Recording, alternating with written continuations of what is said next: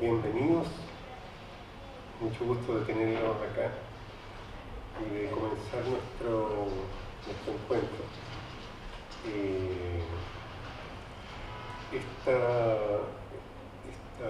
conversatorio en el que ustedes pueden intervenir si levantan la mano durante la conversación. Se llama Dibujos en estado de emergencia. Yo primero quiero presentar a nuestros invitados. Acá al centro tenemos a Patricia Koch. Ella es coordinadora de promoción del Instituto Nacional de Derechos Humanos. Es periodista por la Universidad de Santiago, magíster en Comunicación y Educación por la Universidad Católica, la Pontificia Universidad Católica, y ha sido la editora del cómic Arriba de la Pelota, que ahora está distribuyéndose gratuitamente, ¿cierto? Y que el Instituto ha editado recientemente, y que Patricia nos va a hablar de él.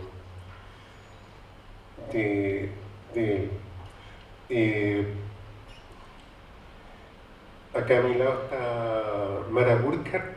Ella es doctora en Ciencias Sociales de la Universidad de Buenos Aires, magíster en Sociología de la Cultura y Análisis Cultural, y socióloga también de la UBA, investigadora del CONICET y docente de Historia Social Latinoamericana también de la Universidad de Buenos Aires. Integra el comité editorial de la revista de la RIALC y desde 2013 coordina el GECUMESAL. ¿Qué es el GECUMESAL, Mara? Grupo de Estudios, Cultura, Medios, Sociedad en América Latina. Y pertenece a la Facultad de Ciencias Sociales de la UBA, ese grupo, ¿cierto? ¿Sí? Dirige el proyecto de investigación UBA-CIT con el tema de la imagen cómica como espacio crítico bajo las dictaduras militares de Argentina y Chile. Y es autora del libro, muy buen libro, de título De satiricón a humor registrado, Risa, Cultura y Política en los años 60, que fue publicado en Buenos Aires en 2017 por Niño y Dávila. Y allá a mi izquierda está Jorge Montalegre, bien conocido para nosotros. Él es periodista y doctor en estudios latinoamericanos por la Universidad de Santiago. Sus ámbitos de investigación son los estudios culturales, especialmente referidos al imaginario, la memoria y el humor gráfico. Ha publicado Frazadas del Estadio Nacional del año 2003, Historia del humor gráfico en Chile del año 2008, Apariciones y desapariciones de Luis Jiménez del año 2011, un volumen dedicado a Violeta Parra del 2011, y otros libros, entre numerosos de ellos, de investigación, por ejemplo, los dedicados al trabajo de Coré, a Rodrigo Lira, al personaje von Pilsener, y uno de sus últimos títulos es una recopilación de su propio trabajo en dictadura que se llama El sentido del rumor, Monitos y monadas bajo la dictadura, que salió el año pasado. También una decena de volúmenes de poesía. Entre las recientes está la antología de poemas de 1978 a 2010, editada por LOM. Bueno, para entrar en nuestro tema, como todos sabemos, estamos viviendo un momento extraordinario en Chile y en Latinoamérica de movimientos sociales que ponen en jaque, particularmente acá, al orden neoliberal chileno, ¿cierto? En un país que sirvió, como lo sabemos, en cuerpo propio de experimentos, ¿cierto? Para todas las nuevas políticas del neoliberalismo. Y que, bueno, en mi opinión podemos entender como un nuevo momento de emergencia de lo que se llama la cuestión social, al menos en Latinoamérica, como fue a finales del siglo XIX, ¿no? Que la historia lo llama así, la cuestión social. Bueno, nuestro conversatorio, y con su título, no se trata solo del estado de emergencia que Piñera dio como primera respuesta represiva, ¿cierto? Hablando de una guerra contra un enemigo poderoso que somos nosotros, sino también de la noción de emergencia como la plantea Jorge en un texto difundido en Facebook, y que yo quería iniciar con Jorge para que nos explicara su concepto. Ya, bueno, muchas gracias. Buenos días y bienvenidas y bienvenidos a este encuentro que ya se está convirtiendo en un poquito tradición, el quinto encuentro, y de alguna manera se ha ido formando una comunidad, ¿no? Donde hay una masa crítica y creativa que ha ido fortaleciendo esta iniciativa que continuará y que está cada día mejorando, ¿ah? En el sentido de las reflexiones que se están dando. Yo planteaba, como recuerda Vicente, y que tal vez sirve, ¿no? como un pequeño marco, yo escribía sobre la emergencia, más bien desde la poesía, ¿no? Pensando que las palabras tienen una vida que a veces hay que rescatar, ¿no? La emergencia, claro, para nosotros en un primer momento tiene una connotación de urgencia, ¿no? De esto que pasó de repente, de este accidente, de esto que se llama el estallido, ¿no? Esta incertidumbre que de repente nace. Entonces corremos para todas partes, ¿no es cierto? Es la emergencia, el Estado responde con un estado que le llama de emergencia, que también es represivo, etcétera, ¿no? Pero a mí me interesaba mucho ver que la palabra emergencia también tiene un significado en el sentido de que la emergencia es salir, es alzarse, ¿no? Es alzarse, es subir, es elevarse los sumergidos, los que han estado hundidos, ¿no? Primo Levi habla de los hundidos, ¿no? Como entendiéndolo como por hundidos los humillados, los que están abajo, los que no pueden salir a flote. Entonces cuando sucede la emergencia, esta cosa rápida del accidente, de la urgencia, también en este caso está la emergencia de elevarse, ¿no? Y a mí me gusta esa connotación porque son palabras, ¿no es cierto?, que tienen las dos caras al mismo tiempo, ¿no? Es como el duelo, que es el dolor, pero también es el enfrentamiento, ¿no? Estamos en estado de emergencia y en estado de duelo, ¿ah? De emergencia por urgencia, de emergencia porque hay un alzamiento de quienes estaban hundidos, un elevarse, pero también hay un dolor y hay un enfrentamiento al mismo tiempo. Entonces eso tiene una poeticidad que a mí me interesa compartir, ¿no? Junto con la emergencia está muy parecido la emersión, ¿no? Que tiene que ver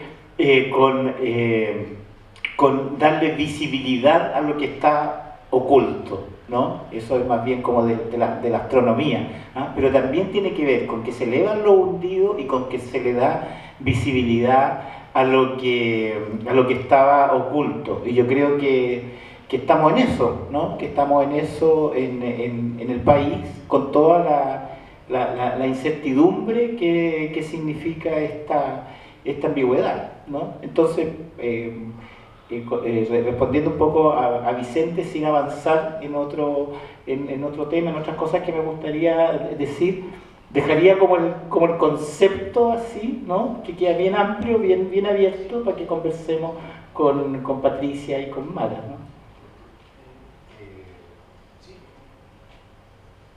Que comencemos opinando de este momento, Patricia.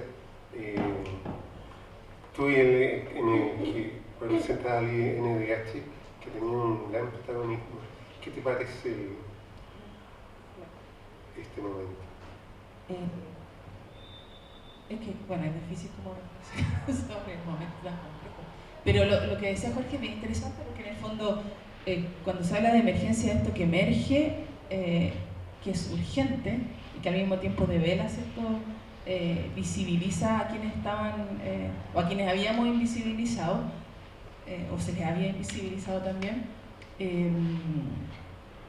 ocurre que uno también reflexiona cuánto de emergente, cuál es el estallido, si el estallido no era una cosa, es una explosión del momento, o era una explosión que venía hace mucho tiempo, pero por fin llega, digamos, a los lugares donde se ve. O sea, esta explosión fue el 18 de octubre, o esta explosión era una explosión controlada de alguna forma, como las detonaciones controladas, que llegan a una gran explosión final. Nosotros, por lo menos como institución, a través de nuestros informes anuales, así lo vemos. O sea, si uno revisa los informes anuales del Instituto de Derechos Humanos, como puede revisar los de Amnistía o los de otras instituciones del móvil, por ejemplo, el tema de diversidad sexual, uno se pregunta después de cierto rato en qué momento esto va a parar, en qué momento vamos a reaccionar, en qué momento vamos a reclamar como sociedad, en qué momento vamos a hacer esa reflexión. Claro, el 18 de octubre fue el comienzo, parece un momento mucho más general, pero esto tenía una historia hacia atrás que hoy día uno dice cómo no lo vimos venir, ¿no? Como dicen muchos políticos. Y en realidad como institución yo creo que sí lo vimos venir. No de qué forma iba a explotar, pero sí de que algo iba a ocurrir por la marginalidad en ciertos sectores, sobre todo urbanos y rurales, por la explotación laboral, por la violencia hacia los niños y las niñas, en la red Sename, por ejemplo, o también desde la propia sociedad. Entonces, en el fondo lo que plantea Jorge de la emergencia, para nosotros que en general estamos sobre la contingencia, sobre la contingencia, es muy importante, es urgente, pero también es un emerger de quienes no vimos durante mucho tiempo como sociedad. Así que para nosotros ha sido un momento, como pueden imaginar, muy difícil, que además nos está obligando a remirar, reestructurar y reorganizar la propia institución. Era una institución que no estaba preparada para esto, que deberíamos haber estado preparadas para esto y no lo estábamos. Entonces ha sido no solamente un remesón del país, sino que yo creo que a nivel institucional en muchos lugares y en nosotros quizás con más fuerza se ha replanteado la pregunta de qué vamos a hacer, de qué tenemos que hacer y cómo lo vamos a hacer, porque sabemos que esta tarea, ya solo la tarea de reparación probablemente implique años de trabajo, pero tenemos por un lado este estallido social, esta situación actual, y tenemos todos los otros problemas de derechos humanos que continúan con su, digamos, imbrincados, interrelacionados, pero continúan también con su propio camino. Entonces, hoy día la realidad se ve más compleja y más demandante que hace 3 meses para nosotros.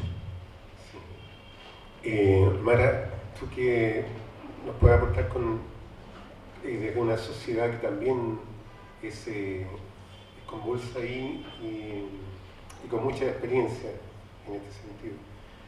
Bueno, antes que nada voy a agradecer y para mí es un placer estar acá en esta nueva edición de Dibujos que Hablan. Participé hace unos años en una de las primeras. Siempre me quedó un recuerdo muy lindo, muy hermoso y bueno, volver a estar acá para mí es todo un honor. Y también estoy como desde Buenos Aires, traté de seguir bastante de cerca lo que estaba pasando acá en Chile, en Santiago. A todos nos sorprendió desde allá y nos sorprendió para bien. Nosotros venimos de terminar con un gobierno terrible, que fue el de Macri, que en 4 años nos hizo bolsa en muchos sentidos. Y que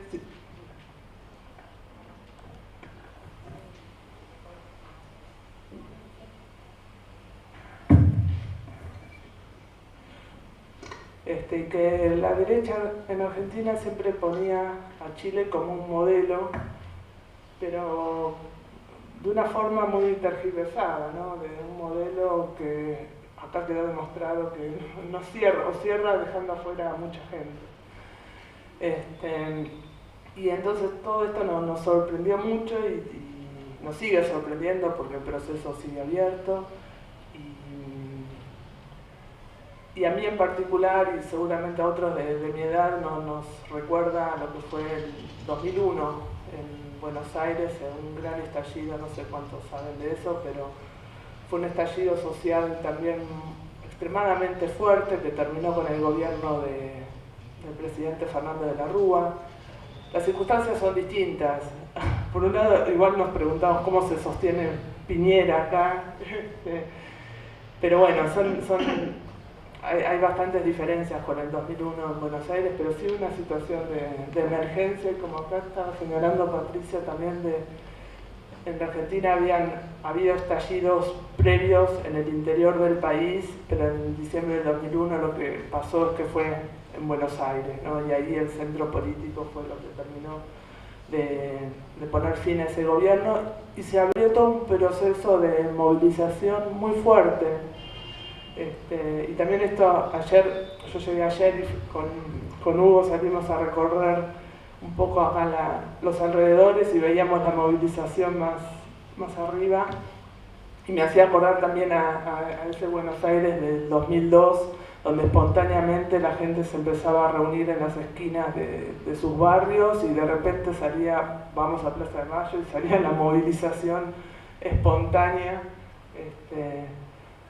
Lo que sí me llama la atención y es muy preocupante el nivel de violencia, ¿no? La respuesta represiva es atroz, y ahí sí nos estamos como también acompañando y solidarizándonos. Así que bueno, esperemos que esto se cierre de la mejor. Cuando eso ocurra, que parece que no va a ser en lo inmediato, y ojalá que no lo sea, de la mejor manera, ¿no? Y para un Chile más justo, más solidario, más inclusivo.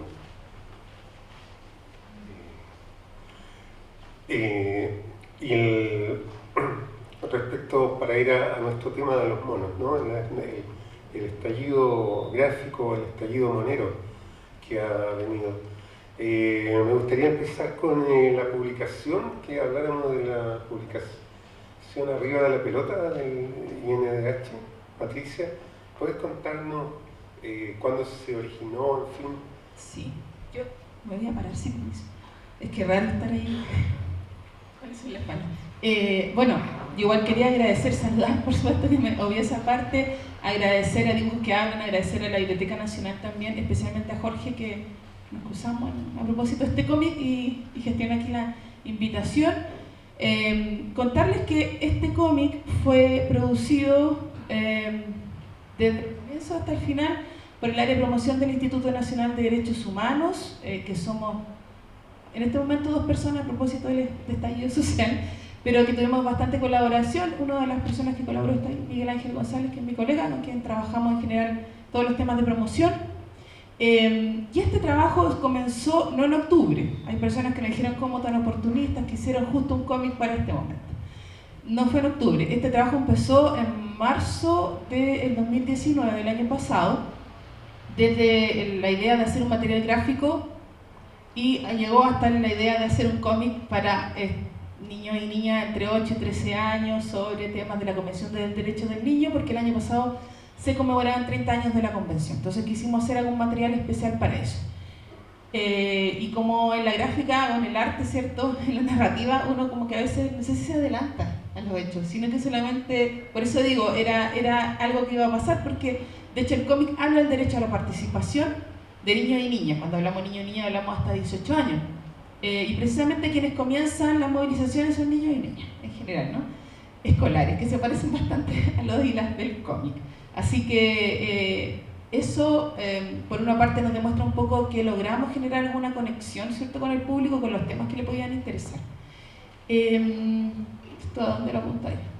Bueno, este cómic que ustedes tienen, el Arriba de la Pelota, se llama Arriba de la Pelota porque quisimos resignificar un poco esta idea. O sea, el estar arriba de la pelota es estar como con ánimo, con ganas de hacer algo, on fire, digamos. Arriba de la pelota quisimos resignificar ese dicho que tiene más significación en nuestro país. Niños y niñas defensoras. Ahí le hicimos un guiño a esta idea del género, que sabemos, el lenguaje inclusivo, que sabemos que no todo el mundo le acomoda, pero a los niños y las niñas, fíjense que le ha parecido muy interesante y lo han entendido de inmediato, cosa que las personas adultas no necesariamente lo entienden. Nosotros queríamos hacer algo súper pertinente al público, y para eso comenzamos antes de la historia. Cuando teníamos alguna idea sobre la historia, fuimos a hacer focus group. Hicimos 3 focus group con diferentes públicos de 8 a 13 años en La Serena, en Concepción y en la región metropolitana, porque suele ocurrir que cuando hacemos desde las instituciones, hacemos materiales, lo hacemos según lo que nosotros creemos que tenemos que hacer y no consideramos tanto al público, así que dijimos no, aquí hay que considerar a quienes les va a llegar este cómic. Y al principio tenía 5 capítulos, después nos dimos cuenta que estábamos haciendo un libro. Por un tema de presupuesto lo redujimos a 2, pero que tienen que ver con los pilares de la Convención de Derechos del Niño. El primero es sobre no discriminación y el segundo sobre participación.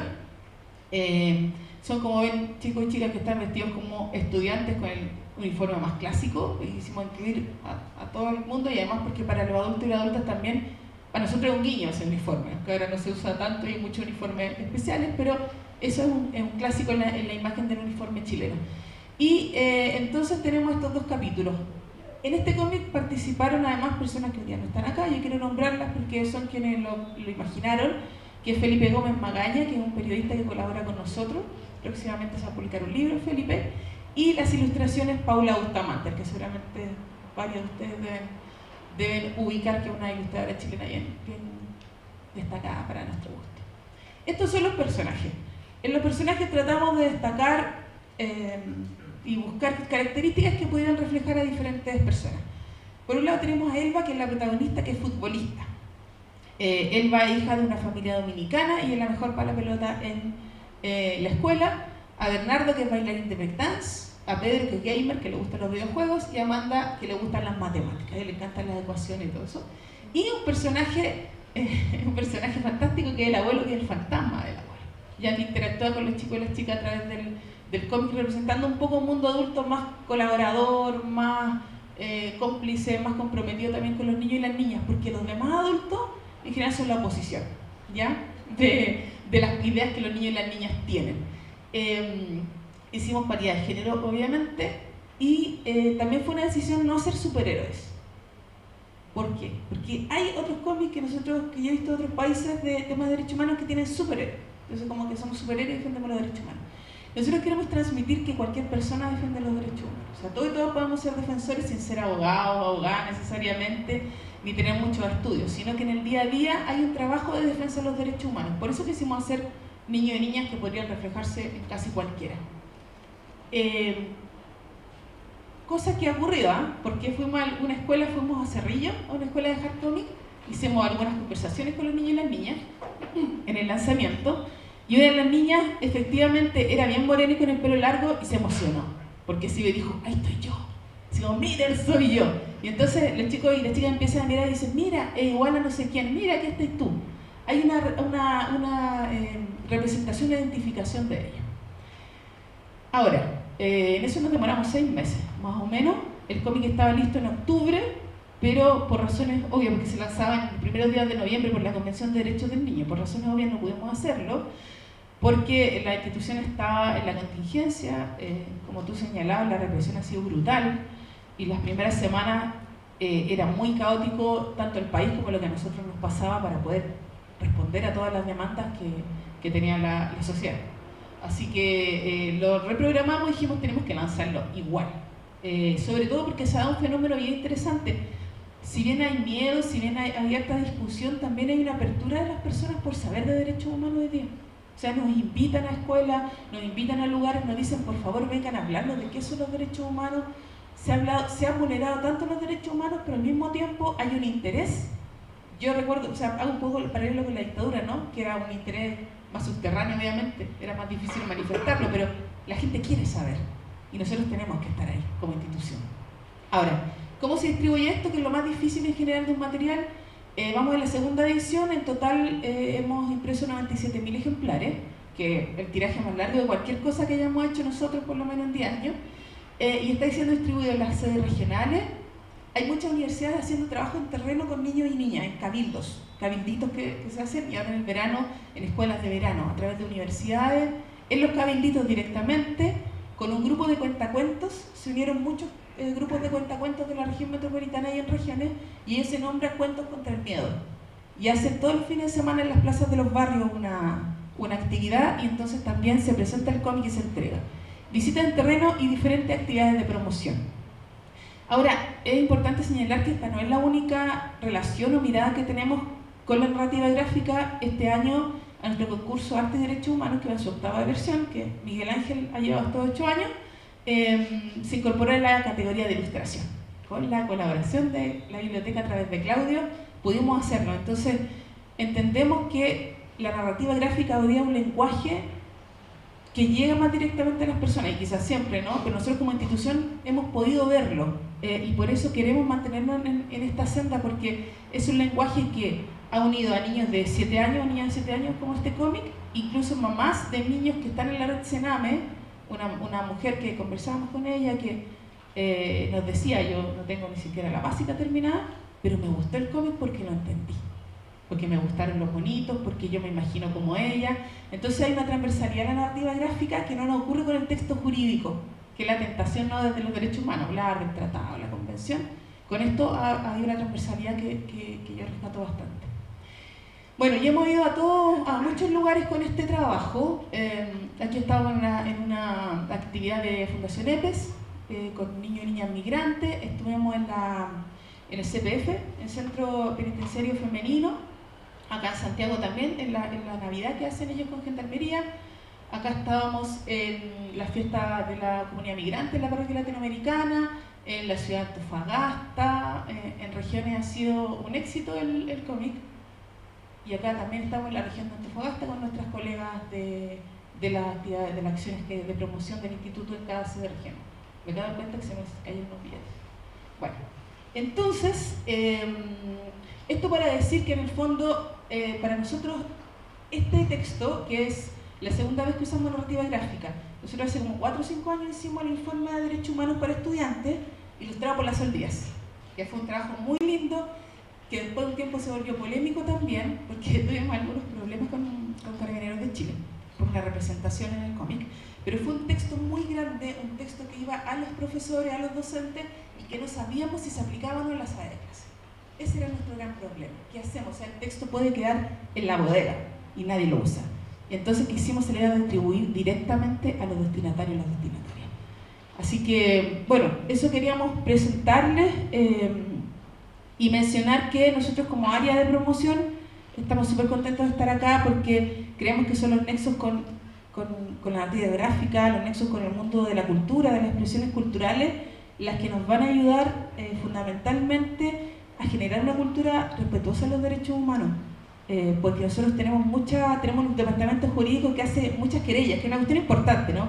La búsqueda de justicia, reparación y verdad es importante, pero creemos que lo importante es no llegar a las violaciones a derechos humanos, y para eso esto es parte de un trabajo que estamos esperando poder consolidar en el próximo año. Muchas gracias.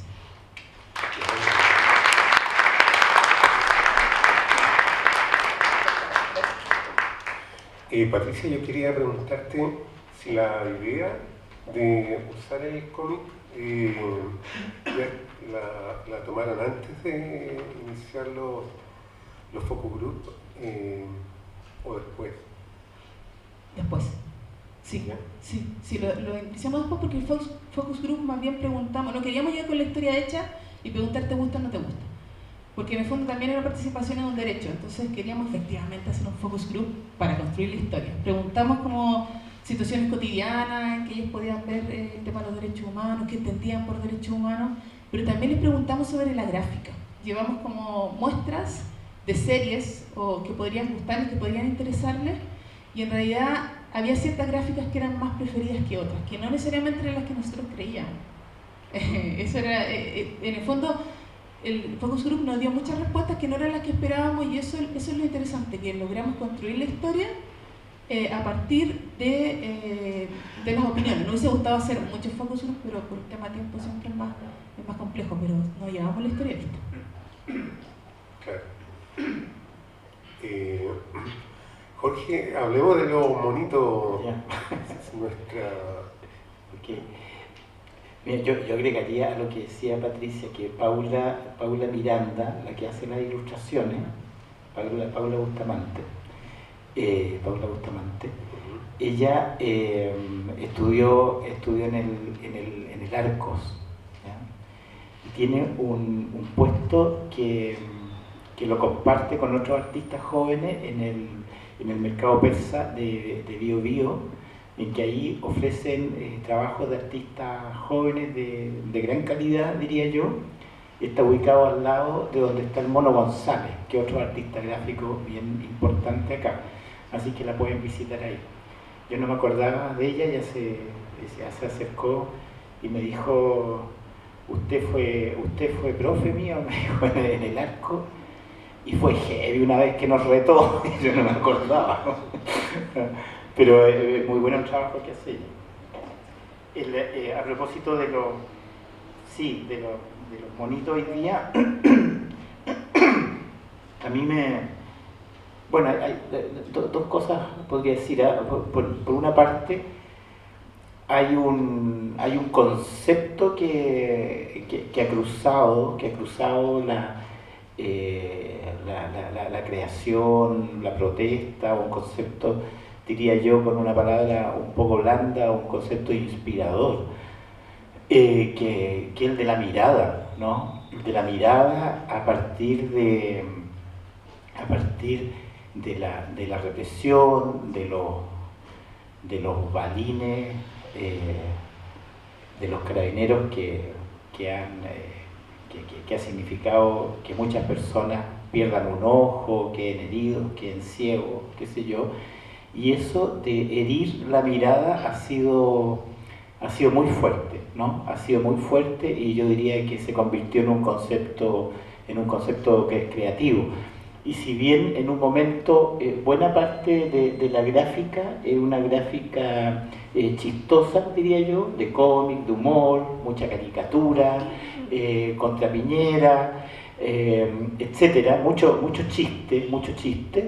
El tema de la mirada, del ojo herido, del tuerto, etcétera, llevó crecientemente a una gráfica dura, terrible, en que se pierde el humor en buena parte, ¿no es cierto? Porque la lágrima de sangre en el fondo, que en algunos casos esa lágrima tiene como la imagen de Chile, como la figura larga y angosta de Chile, se instaló, ¿no? Y se instaló en los cuerpos, ¿no? En las personas que incluso sin estar heridas se pusieron un parche en el ojo. Hoy día se ven los estudiantes a propósito de la prueba de la PSU, que salían de los colegios tapándose un ojo, como un símbolo absolutamente reconocido por todos. Uno sabe por qué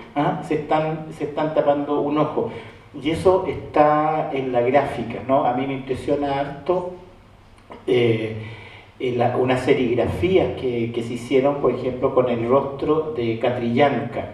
Catrillanca, ustedes saben, fue asesinado. Catrillanca no es que tenga que ver con la herida en los ojos. Catrillanca fue asesinado, pero en la serigrafía que está a lo largo, o estaba, porque esto va cambiando todos los días, de la Alameda, es como si Catrillanca, mientras tú marchabas, te fuera mirando.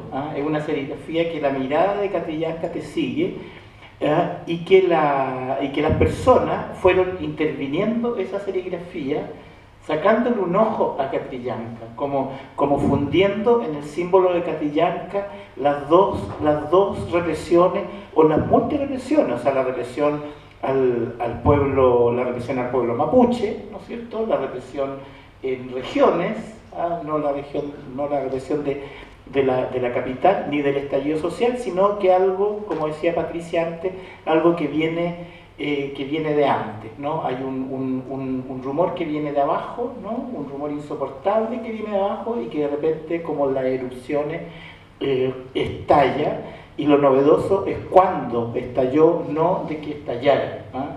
Como que venía eso. Entonces, para cortar, porque yo sé que a veces hablo mucho, me impresionó mucho también algo que tiene que ver con la apropiación del pueblo, digámoslo así, del pueblo anónimo, de las manifestantes, la apropiación de los personajes populares, cómo se integran a la lucha, digamos, a la protesta, al dolor, ¿ah? Incluso con humor, ¿no? O sea, recuerdo muy bien una parodia de portada de Condorito, ¿no? En que Pepe Cortisona, el archienemigo de Condorito, es un Paco, un carabinero de Chile, y Condorito es un manifestante herido en el ojo que está con Coné, que también está herido en medio de del contexto de la manifestación. Creo que es Perrito Washington. También hay una caricatura en que está con un parche en el ojo, ¿no? Coné también. Y hay un dibujo muy tierno a propósito de Mara, ¿no? Así como nos unen la cultura de los dibujos de los monos. Hay un dibujo muy tierno en que Mafalda le está haciendo cariño a Coné, ¿ah? Lo está como consolando. Hay un Coné tristísimo y ella lo está consolando, ¿no? Entonces hay un dibujo, recuerdo, de Mala Imagen, en que hay una gran manifestación contra los abusos y entre los manifestantes está Condorito. Entonces hay una apropiación de estos personajes populares que editorialmente no se meten en política, ¿no es cierto? Que editorialmente Condorito no hace, aparentemente, no hace política, ¿no? Pero se entiende que es un personaje popular, que es un personaje que el pueblo de alguna manera lo quiere, y cuando se da la coyuntura política lo integra, ¿ah? Y lo integra bien, a mi juicio, ¿no? Incluso por ahí hay una imitación del personaje de la Margarita, que era un personaje del diario Fortín Mapocho, que es muy fácil de, digo yo no soy dibujante, pero aparentemente es fácil de dibujar, digamos, ¿ah? Que hay gente que lo copia, incluso un diario electrónico lo copió y hubo una polémica con el autor, ¿no? Entonces él hace la Margarita verdadera y se rechaza imitaciones, ¿ah? Lo que es un poquito egoísta, porque en este contexto la imitación, la parodia, la copia, etcétera, como desde el anonimato se vuelve muy legítima, ¿me entiendes? O sea, no tiene que ver ni con derechos de autor, ni con apropiaciones dolosas, ¿no es cierto?, ni con plagio. Va por otro lado, ¿ah? Ponerlo en el canal como de la legalidad de los derechos de autor, yo creo que impropio. Yo pertenezco a una organización que defiende los derechos de autor, pero en este caso es inapropiado, es inadecuado, digamos, ponerlo en ese canal. En fin, pero no es extraño ver en una marcha superhéroes, parodia de superhéroes, ¿no? Gente como disfrazada, etcétera, ¿no? Y termino porque hay una cosa entre el dolor, con el dolor al mismo tiempo coexiste un ánimo carnavalesco, ¿no? Hay un dolor y una alegría al mismo tiempo, es lo de la emergencia, ¿no? Hay un dolor por el accidente, ¿no es cierto?, por estas irrupciones, pero también hay una alegría del despertar, esto de que Chile despertó, ¿no? Me acuerdo, para terminar, de la película El Guasón, Joker, ¿no? En Ciudad Gótica, antes de Batman, ¿no? En que hay una cosa media sórdida, ¿no? Pero de algo que se está incubando. Hay una rabia que por algún lado sale. Sí, lo serio. Eso, nuestra división, bueno, centenaria, milenaria del arte y de la literatura entre lo serio y lo cómico. Y en eso tenemos, por ejemplo, que quizá en Chile la figura del represor, del carabinero, Paco, y del gobernante represor sea más aguda que en otros países.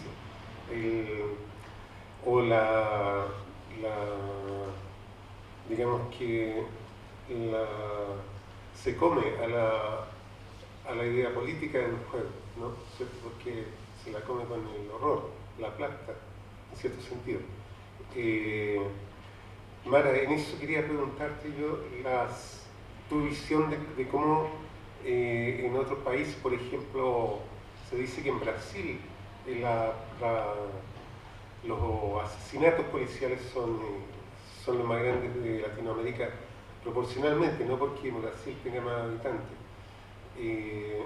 Y eso, de lo que yo conozco en Brasil, sí, la figura del policía, del matón, es importante también en el humor gráfico de allá. Mara, ¿por qué?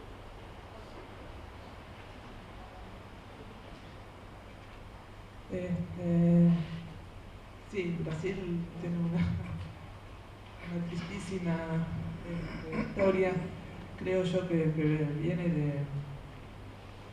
de la dictadura, ¿no? Y lo traigo a colación esto, pues a ver, varias cosas que se dijeron. Creo que este estallido que ustedes están viviendo también lleva a una relectura de la transición, ¿no? Y del lugar de las Fuerzas Armadas y de los carabineros, ¿no? En la sociedad democrática, ¿no? Los carabineros, los pacos, como que agente represor de las manifestaciones sociales en reclamo de derechos básicos, ¿no? Me parece que cualquier manifestación tiene que terminar con una represión. ¿A dónde llegamos, no?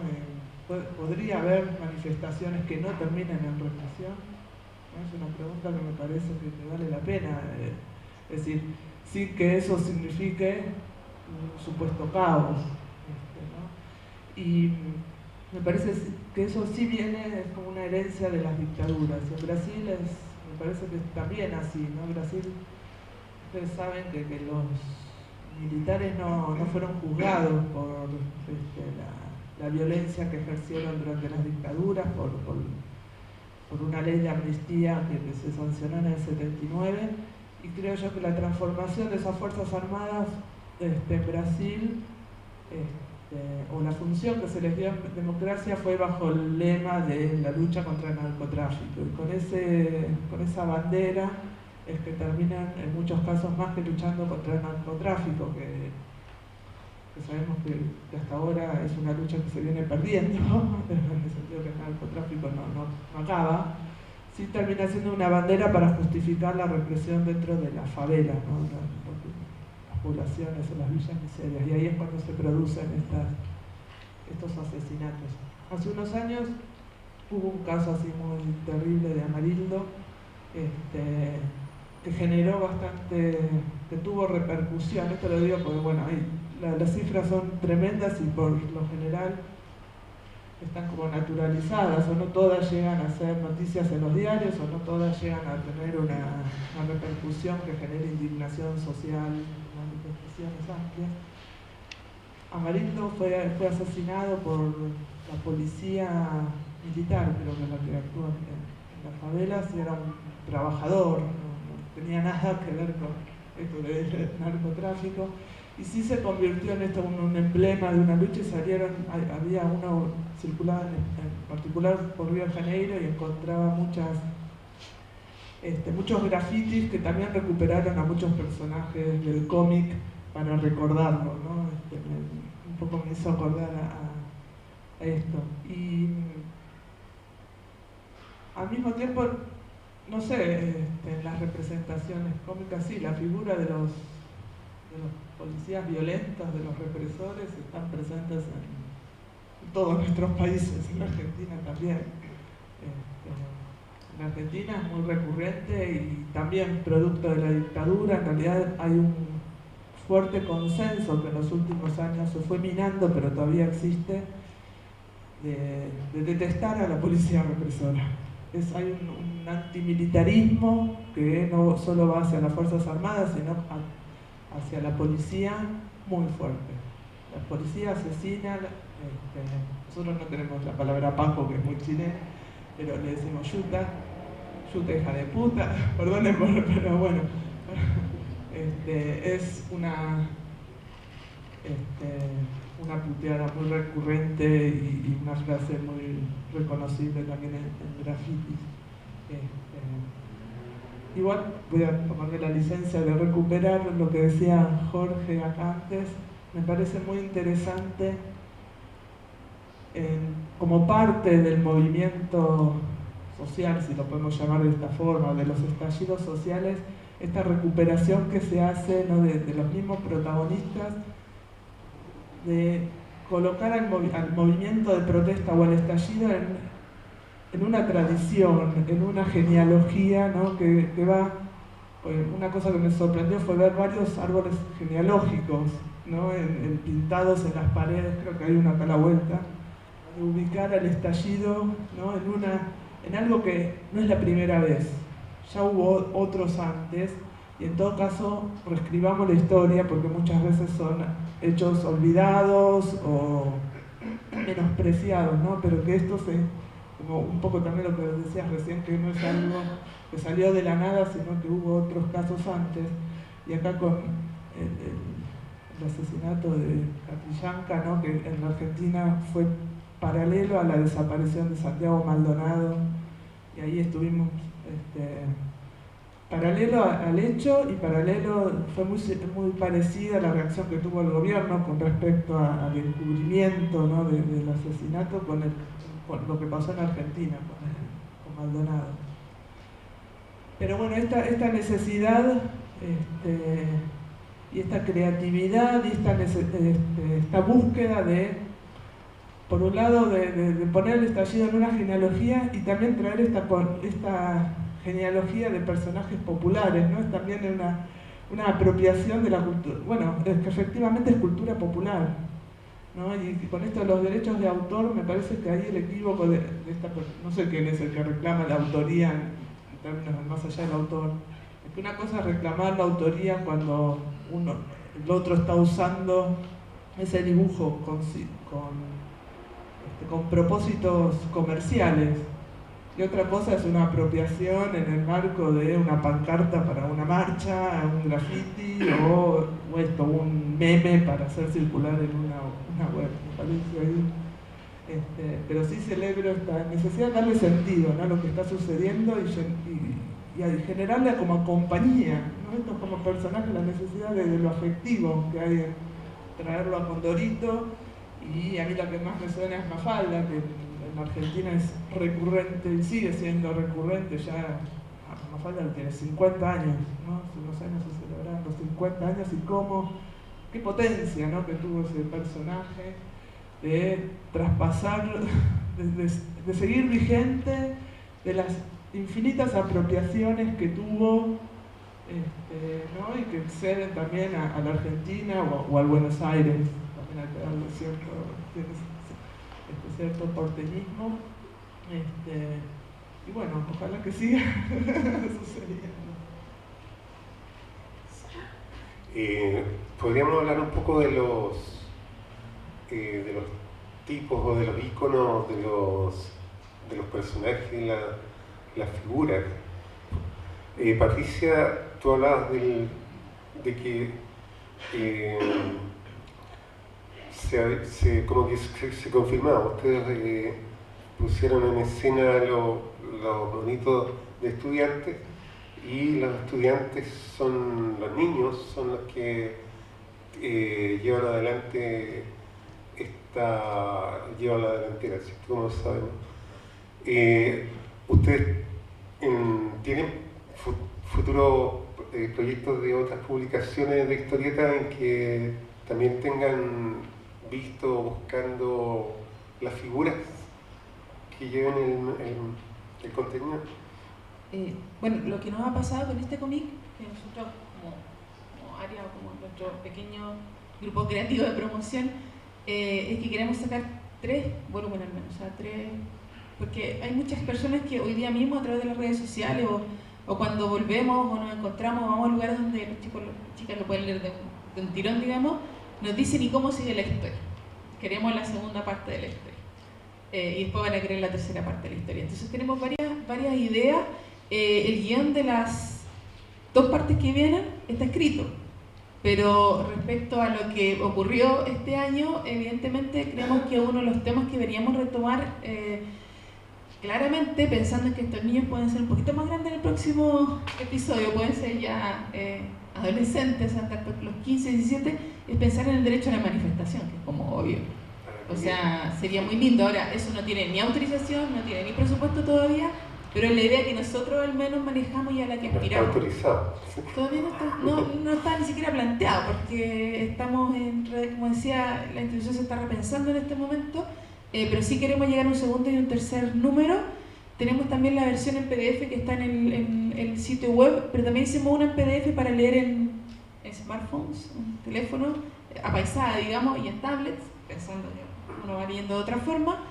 Y esto no es siquiera un anuncio, porque es una idea, nos encantaría hacer una serie animada con estos personajes. Entonces tenemos algún trabajo con el CNTV que esperamos en algún momento que pudiese funcionar, porque creemos que son personajes que además tienen una personalidad, cada uno tiene gustos, cada uno, y que pueden reflejar a muchos niñas y niños, especialmente de los sectores, creemos, más vulnerables, porque son muy simples, tienen vidas simples, digamos, y tienen una visión de la sociedad bastante crítica, pero también pueden probablemente reflejar a muchas otras niñas de cualquier sector, cualquier edad, e incluso yo creo que de otros países, aunque tienen varios chilenismos o cierta referencia a cosas muy chilenas, no sé, pues sale el tema de las selfie, el tema del, se dice siempre selfie, nunca hay selfie, una cosa que circuló a propósito de unos dichos de un personaje farándula acá.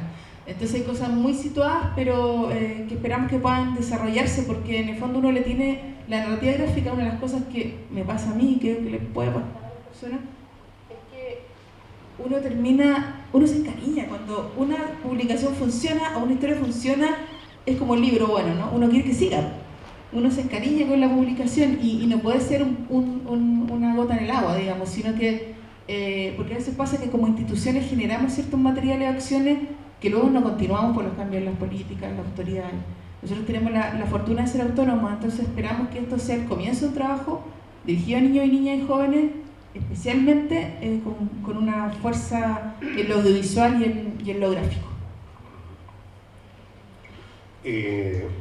Jorge, sigamos hablando de la gráfica. Yo quería hacer un paréntesis de la genealogía, como decía Mara, de que en la vida popular, que para nosotros los chilenos es un gran referente de la gráfica identitaria, como se la llama. Es decir, eso es chileno, porque tiene una originalidad que no se encuentra, que puede haber muchos símiles anteriores o posteriores en otros lugares, pero contiene una cosa propia y original que no se genera por imitación o por corrientes internacionales, como funciona siempre el arte, ¿no? Bueno, allí hay un grabado de una represión policial que, a pesar de que o sea, que no ha sido difundido, yo no sé por qué, en la medida que han sido difundidos otros grabados que sí están los tipos populares, el hombre, la mujer, el rico, el pobre, etc. Y en ese grado de la represión popular, la poesía cuenta también que hubo un grupo de manifestantes que decidió ir a la Alameda y que fueron reprimidos por pacos de a caballo. Y el dibujo, el grabado lo muestra de una manera expresionista extraordinaria. O sea, sobre el expresionismo ya ¿cómo se llama?, connatural de la literatura popular, hay un expresionismo deliberado para expresar. Quizás podamos hablar de eso el viernes, en la última mesa. Pero Jorge, quería preguntarte eso acerca de por ejemplo, que los personajes jóvenes ahora aparecen y en cambio la representatividad popular estaba en los adultos en épocas anteriores, ¿cierto? Sí. Mira, a propósito de la literatura popular y de los periódicos más bien del siglo XIX o principios del siglo XX, los poetas eran como los guionistas de los dibujos, ¿ah? En general había como un largo poema, versos, rimados, qué sé yo, que eran ilustrados en las páginas centrales del periódico o en la lira popular, pero iba junto este dibujo, ¿no? Estos grabados generalmente, o las litografías en los periódicos, iban con un texto explicativo que generalmente era en verso, era en poema, ¿no? Y ahí se destaca mucho Juan Rafael Allende, ¿no? Y hay una anécdota. Juan Rafael Allende era un político, era un escritor, era un poeta, dibujaba también, qué sé yo, pero era un político, era un militante del Partido Democrático, ¿ah? El de Malaquías Concha. Y hay un momento muy anterior a lo que se conoce como la Revolución de la Chaucha, ¿no? A fines del siglo XIX, hay un momento de protesta por el alza de la movilización, del transporte. Y Juan Rafael Allende era muy buen orador, ¿no? Y él se para ante una manifestación, ¿ah? Y como gran orador les dice: y no se les vaya a ocurrir ir a quemar esos carros de qué sé yo, la iglesia, no sé cuánto, porque él era masón como fraile, ¿ah? Y se pega todo un discurso de lo que no había que hacer, ¿ah? En el fondo aleonando a que, una cosa irónica, a que fueran a quemar y quedó la escoba, ¿no? Y Juan Rafael Allende era, por supuesto, era político, pero también era humorista, también era dibujante, también era editor, por lo tanto tenía esto que ver. Y a propósito de eso y de la actualidad, mira, yo he estado trabajando, yo diría que casi que lo terminé prácticamente, una investigación sobre la representación en el humor gráfico del roto chileno, ¿ya? Y hubo un momento en que pensé que estaba haciendo un trabajo sobre el pasado, ¿no? Sobre una imagen, un poco lo que decías tú, ¿no? Esta imagen de los tipos, ¿no? De los tipos adultos, sobre algo que había pasado, ¿ya? Que ya no existía ese roto chileno, el roto de Yungay, qué sé yo, el Pati Pelao, etcétera, el Verdejo, ¿no? El primer Condorito, etcétera. Pensé realmente que estaba haciendo algo sobre el pasado, y de alguna manera porque la representación del pobre, ¿no? La representación del roto hoy día, del pobre, no es visible desde el punto de vista de cómo está vestida las personas pobres. No es que no existan pobres, no es que no exista miseria, no es que no exista hambre. Lo que pasa es que pueden tener zapatos, pueden estar calzados, ¿ah? Porque en la feria se puede encontrar un calzado muy barato y puede no tener a lo mejor parche en la ropa porque hoy día se podrían vestir así, qué sé yo. Más aún, se da la paradoja que hoy día parte de la moda glamorosa es tener pantalones parchados, pantalones rajados, pantalones como que se les rompió trabajando, ¿ah? A gente que a lo mejor no trabaja y se compra en una tienda el pantalón rajado, ¿ya? ¿Ah? O sea, uno ve a alguien con un pantalón rajado y no dice, pucha, qué pobre, que no tiene pantalones que no estén rotos, ¿ya? Entonces, bueno, yo estaba pensando en eso y en este murmullo, ¿no es cierto?, en este rumor que empieza a acumular rabia antes del estallido social, pero también después, aparece la imagen del Pati Pelao. O sea, es la presidenta de la UDI, ¿ah? La que a propósito de esta baja, se proponía la baja de la dieta parlamentaria, en que dice cualquier patipelado puede opinar de esto, ¿no? Y como que hay imágenes. Yo tengo una foto del Mico, del dibujante Mico, con un cartel, con un dibujo de él, sobre los patipelados, y ahí está el humor gráfico, y hay una tremenda pata descalza, digamos, de patipelado, y hay chistes en la web sobre los patipelados, reivindicando a los patipelados.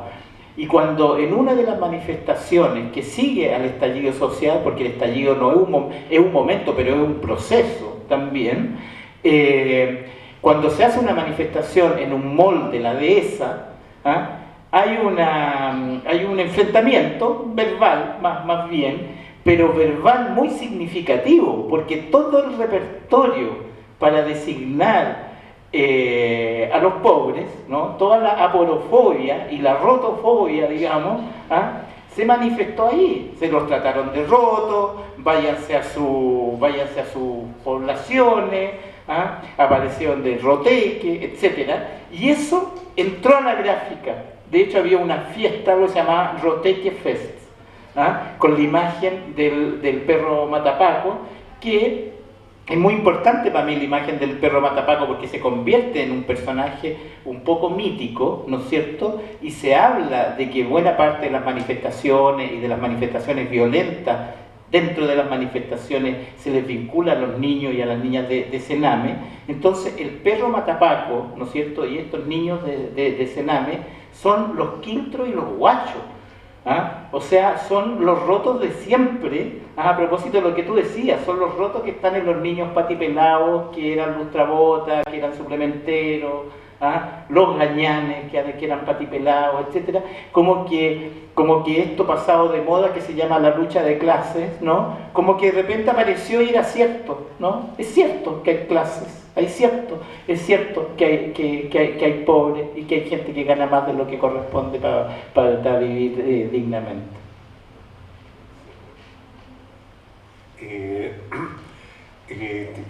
¿Hay preguntas del público, intervenciones, comentarios? Queda abierta la palabra.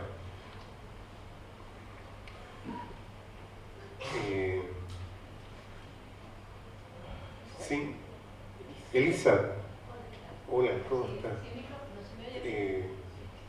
La compañera Mara ha comentado una cosa muchas gracias, desde luego, y muy interesante, y sobre todo por el tema del proceso de cambio, que es apasionante.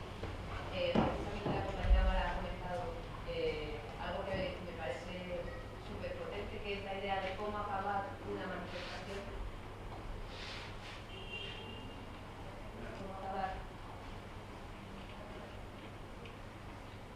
Ahí se me oye. ¿Cómo acabar una manifestación sin represión? Y es una de las cuestiones creativas que en la experiencia del 15M, a partir de 2011 en España y concretamente en Madrid, se debatió especialmente. Y una de las cuestiones digamos que se lograron desde el principio es que todas las manifestaciones, sobre todo que terminaban en la Puerta del Sol en Madrid, acababan con asambleas. Es decir, digamos que la potencia simbólica de lo asambleario, que luego en un principio estuvo muy concentrada en la Puerta del Sol en Madrid, después digamos que fue un proceso que se llevó a los barrios y todos los barrios tenían sus asambleas, fue algo que, digamos, cambió completamente la dinámica, entre otras cosas porque eran también manifestaciones en las que lo que había eran personas, no estaban los sindicatos, no estaban los partidos, lo que se estaba hablando es directamente de la problemática en esos momentos, 2011 y todo lo que después. Se hablaba precisamente de esa concreción de algo todavía precisamente no concretado, ¿no? Es decir, se concretaba más esas necesidades en un planteamiento de volver otra vez al tema de, por ejemplo, se ha hablado mucho después de los de arriba y los de abajo, es decir, lo creativo que trajo, entre otras muchas cosas, el 15M en ese sentido, y que desde luego desbarataba gran parte de las dinámicas ya heredadas y que casi ya era un baile perfectamente coreografiado, el cómo termina una asamblea, normalmente con los que se quedaban para resistir el final de fiesta, entre muchísimas comillas. Todo se ha dicho, con unos niveles de represión violenta por parte de la autoridad que no tienen que ver con lo que se ha visto que se utiliza aquí. Todo se ha dicho también. Tenemos un episodio especialmente violento con que ocurrió precisamente en Plaza de Cataluña, con un cuerpo, con el cuerpo autonómico, que además tenía y tiene la fama de ser especialmente violento y represivo, que son el cuerpo propio que tiene la comunidad catalana. Pero, y bueno, y que lo que fue además especialmente simbólico fue que hubo una resistencia pasiva brutal. Es decir, la gente no respondió con violencia. Y eso, por ejemplo, en aquel momento, todo se ha dicho, resultó especialmente bueno, simbólico, fuerte y desde luego dejaba muy claro los niveles de respuesta que se estaban llevando en ese momento. Pero vamos, lo que a mí me parece especialmente creativo y que digamos que se convirtió en lenguaje posterior, en simbólico y de la propia dinámica, que bueno, que luego ha tenido su otro proceso con el asalto a las instituciones, la creación del partido Podemos y otros partidos digamos más participativos y horizontales, comenzó por esa vía. Y la verdad es que las primeras veces veías directamente a la autoridad completamente desconcertada, desde luego, porque cuando tienes a toda una serie de personas completamente coordinadas, hablando con su dinamización y trayendo los temas y debatiendo, claro, no sabían qué hacer.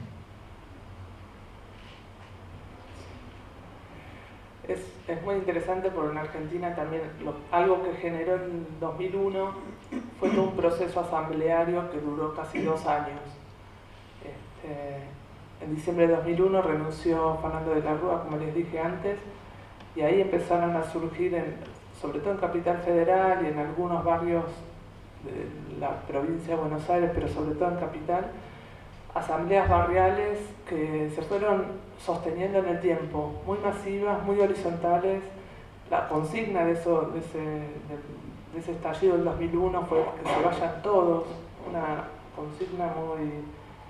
Después fue muy criticada porque lleva mucha antipolítica, pero bueno, había mucha rabia con toda la dirigencia política partidaria y sindical también. Entonces estas asambleas eran claramente barriales. Si hay alguien que se decía por lo general que venía de algún partido, era echado por miedo sobre todo a lo que nosotros llamamos el aparateo, ¿no? A los del partido, sobre todo de izquierda, que manipulen esa asamblea y que esa asamblea devenga un apéndice de algo partidario. Y eso fue inclusive con respecto a los partidos de izquierda, ¿no? Evitar el aparateo de la izquierda. La cosa que nosotros ese movimiento de asamblea se congenió con un movimiento que ya venía antes, que era lo que se conoce en Argentina con el movimiento piquetero, que eran, no sé, de alguna forma los rotos argentinos en términos de que eran los trabajadores desocupados que había dejado desde el gobierno de Menem y de todo lo que fue el proceso neoliberal de los 90. Ese movimiento piquetero fue muy denostado al principio, pero es donde empezaron los estallidos antes del 2001, es decir, en las provincias del interior, y fue un desafío muy grande para la política y para la academia, porque siempre se pensó que los que se organizaban eran los trabajadores, ¿no? Y acá se estaban organizando las personas más desvinculadas, las que no tenían vínculo institucional, ¿no? Entonces aquí los trabajadores se organizan, protestan frente al patrón, el patrón de la fábrica o el Estado y sus dirigentes. Acá eran los trabajadores desocupados que estaban supuestamente, según las teorías sociales, desafiliados, socialmente, ¿no? Y que políticamente eran el lumpen proletarial para la izquierda, que también le generó todo un desafío porque la revolución no estaba pensada para los lumpen proletariados. Y en el 2002 fue el año de Piquete y Cacerola, que eran las asambleas barriales de unión de una clase media muy empobrecida con estos trabajadores desocupados. Y ahí hubo casos de represión. En la Argentina esto del sentimiento antimilitar viene de la transición, de la dictadura. La diferencia con la dictadura chilena, brasileña, incluso uruguaya, es que en la Argentina no hubo pacto de transición. Los militares perdieron Malvinas y se fueron por la puerta de atrás, literalmente. Con muchas idas y vueltas, ¿no? Porque bueno, hubo un juicio a las juntas en el 85, pero después hubo levantamientos militares que terminaron en leyes de impunidad, pero bueno. Entonces hay sectores de la clase media donde el sentimiento antimilitar sigue siendo muy fuerte y sobre todo lo antirrepresivo. Y yo creo que hasta el día de hoy, si un gobierno reprime a una manifestación de clase media, está en la cuerda floja. Macri lo hizo, pero hizo también toda una campaña de no concebirlo como clase media, sino que eran los trabajadores estatales a los que consideró ñoquis. No sé si acá existe la expresión, pero un ñoqui sería un empleado estatal que no trabaja, ¿no? Que cobra su sueldo pero no trabaja. Entonces hizo toda una campaña de desprestigio contra los empleados estatales para decir que estaban cobrando, viviendo del Estado sin hacer su trabajo, y eso legitimó los despidos y a continuación de eso la represión. Pero esa represión por lo general se responde con manifestaciones de solidaridad contra los reprimidos y ahí se genera todo un ida y vuelta. Nada, era para... me estoy yendo acá, me acuerdo que estamos hablando de otra cosa, pero contarles un poco de las dinámicas o cómo se vive en la Argentina estas situaciones de estado de movilización y lo que más o menos se espera de la respuesta de parte del Estado y de los brazos armados de esos estados. Ya estamos en el... ¿Sí? ¿Sí, Hernán? Dime.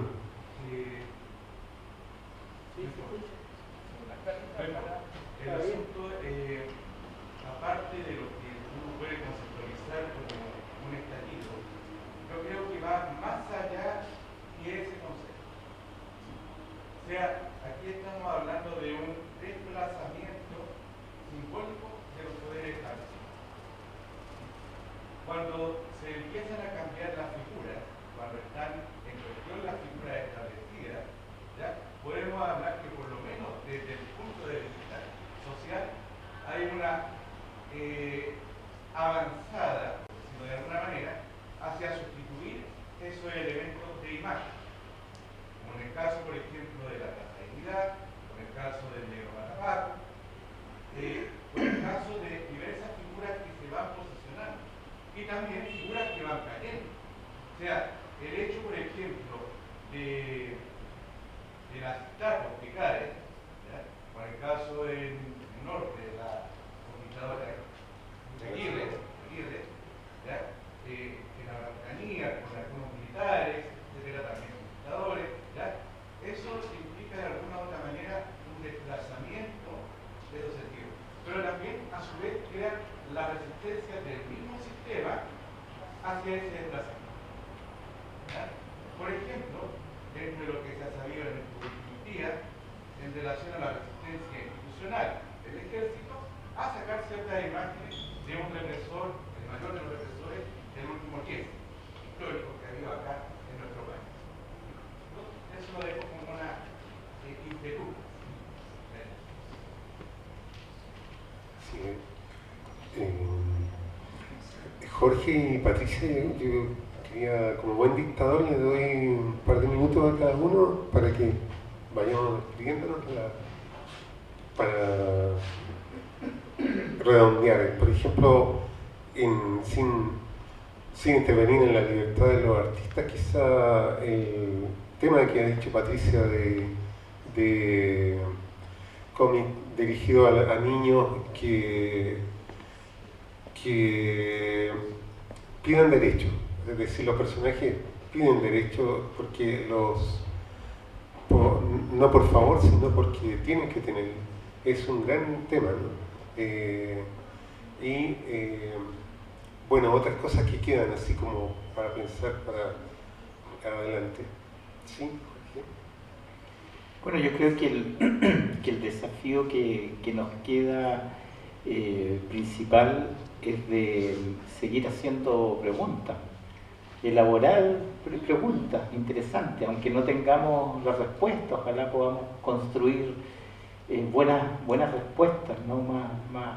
más colectivamente. O sea, la pregunta que se hizo recién con Mara y Elisa de cómo hacer una manifestación pacífica, ¿no?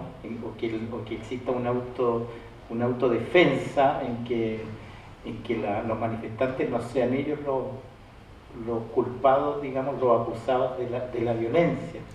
Estaba pensando hoy día, en las noticias de ayer, un poco la estupidez del gobierno, ¿no?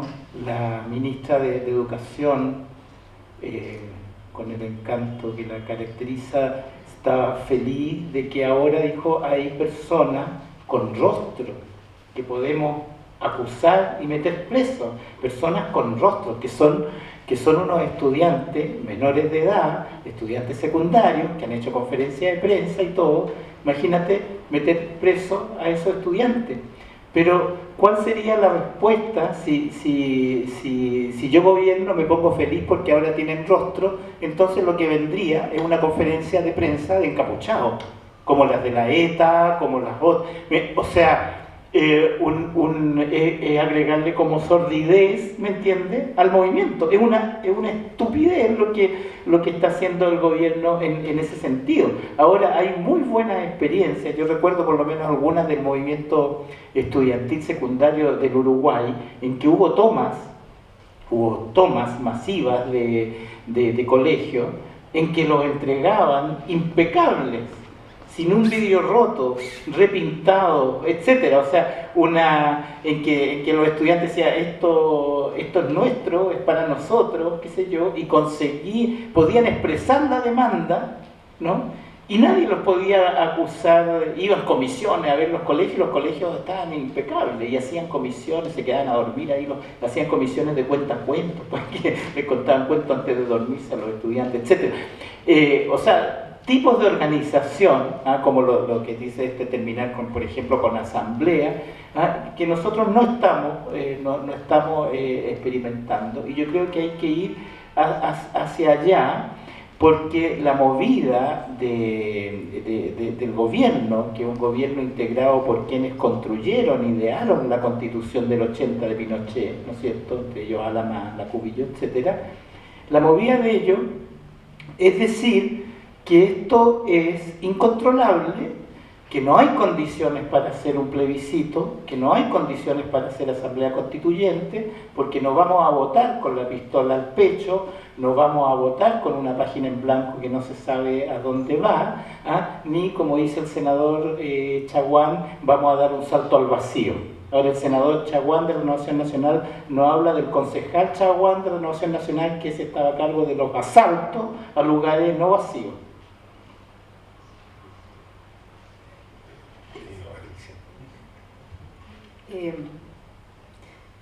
Estaba pensando en lo que hablaba de la estatua, de los símbolos, que es una cuestión que me imagino que ustedes, que son investigadores de narrativa gráfica, es un tema que van a conversar durante todos estos días, los símbolos y lo que ha emergido. Pero estaba pensando en cómo en esta larga historia de exclusión de grupos específicos, ¿cierto?, de grandes grupos de personas acá en nuestro país, también hay un tema de derechos humanos que tiene que ver con la no discriminación. O sea, el hecho de no estar representado, el hecho de haber sido omitido durante tantos años, también es un tema que no es menor, y que ya ahí también tiene que ver con medios de comunicación, por ejemplo, que es otro tema.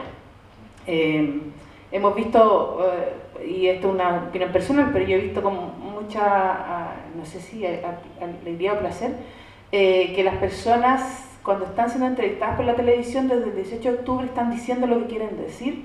En algunos casos, ciertas personas comunes y corrientes hablan de cosas que antes había mucho miedo de hablar. Hoy día se habla de ciertos temas y se está representando, y siento que el pueblo, que las personas que se manifiestan en los muros, por ejemplo, en este gran museo al aire libre que hoy día es Santiago, y eso es muy lindo, pero también se está resignificando la calle como un espacio museo, como un espacio de representación, de compartir, que además es efímero, porque al otro día, como decía Jorge, está todo cambiado y es todo un espectáculo día a día. Uno sale a ver las calles, es muy interesante, aparecen nuevas cosas que se relacionan con la otra. Hay una historia que se cuenta donde están personas que antes no estuvieron, donde representa, por ejemplo, al quiltro, como decía Jorge, a los guachos, a las guachas, a todos los niños y niñas de la red Sename, que para nosotros son un público súper importante institucionalmente, pero también a las mujeres, pero también a las lesbianas, pero también a las diversidades sexuales. Entonces pareciera ser que hay un discurso que por fin emergió y que está en la calle, de verdad en la calle, plasmado en la calle. O sea, se va a la manifestación y queda en la calle. Que para mí eso es como lo más relevante, lo que a mí me parece importante destacar de lo gráfico. Que aunque la manifestación no esté, ahí está la idea, y de alguna forma los muros se han convertido, ¿cierto?, en los medios más masivos que no representan y que no toman en general la visión. Si bien las primeras 2 semanas hubo una cierta apertura, con muchos bemoles en los medios de comunicación, hoy día nuevamente estamos en la normalidad en los medios de comunicación. Pero en la calle estamos viendo otro país. Entonces, eso para destacar un poco lo que para nosotros también es muy importante, porque los primeros días, de hecho, el director del instituto le pidió, de hecho, a mi colega, que fuera a hacer fotografías de los rayados para entender qué estaba pasando. Entonces, en el fondo, esa es la importancia también del muro y de esta gráfica efímera, que no queda en una publicación, pero que sin duda va a ser materia del trabajo de ustedes, supongo, en los próximos años. Creo que con respecto a lo último que decías acá, me parece que hay que tener en claro, para desmontar el discurso de las autoridades, que muchas veces salen a decir que ellos representan el orden y lo que hay es caos, o usan desorden, distintas palabras para desprestigiar la movilización, quitarle entidad, quitarle legitimidad. Es también entender que en realidad lo que está en disputa son 2 tipos de orden diferentes. El que está representado por las autoridades, en el caso de ustedes ahora por Piñera, y esta sociedad que está reclamando otro tipo de orden. No está, por lo que yo veo, lo que pude ir viendo, no es que buscan el caos por el caos en sí mismo, buscan otro tipo de orden, quieren otro Chile, ¿no?